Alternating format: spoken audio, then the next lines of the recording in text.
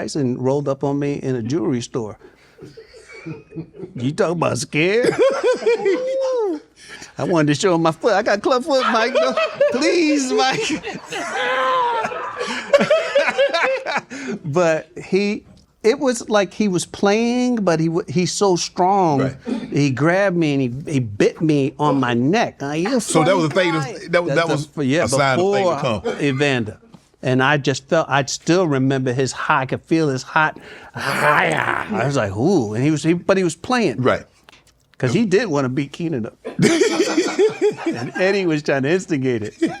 He was going to kick his door down and beat him up. What did Keenan do? Let's say hello to Mike Tyson.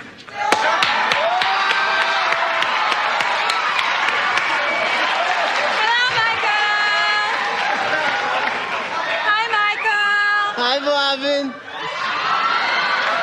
How you doing, Chuck? Hi there, Mike. How are you? Well, I gotta say, I'm really ecstatic to be here.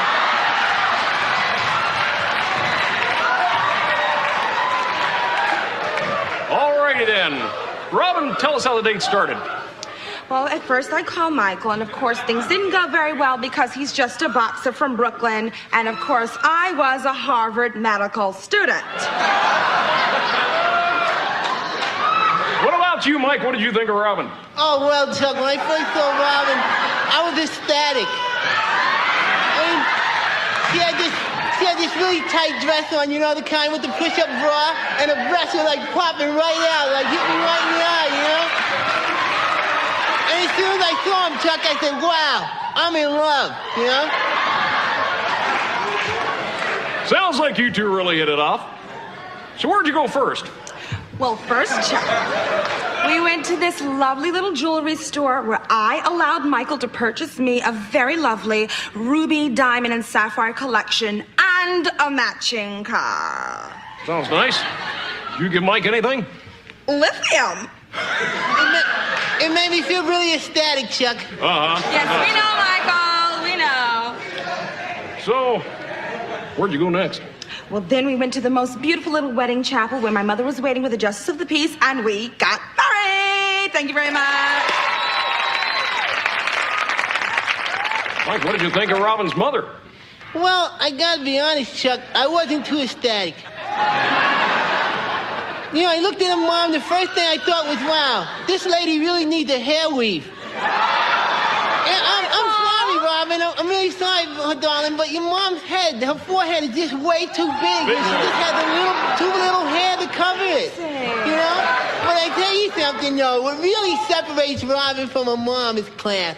Because the Franks would still bother me because I had a boiled egg, too. And I kind of cut one in the car, you know? And her mom made a big stink out of it. Robin, we're almost out of time. Tell us about the rest of the date.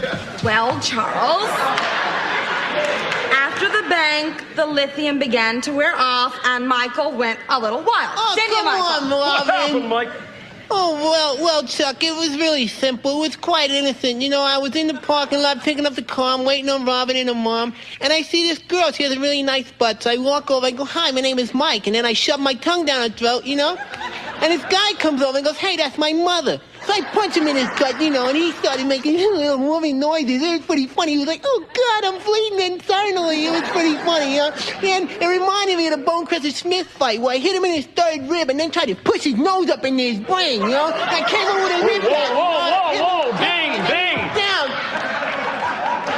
Ding. Wow, that was quite a date.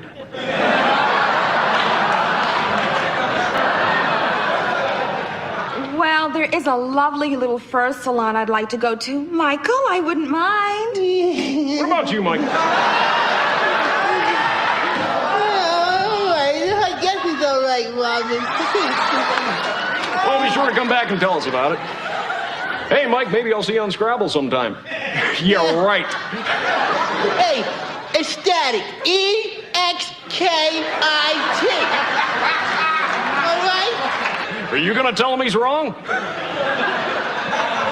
Pray? What do you do when Mike Tyson want to beat you up? Pray?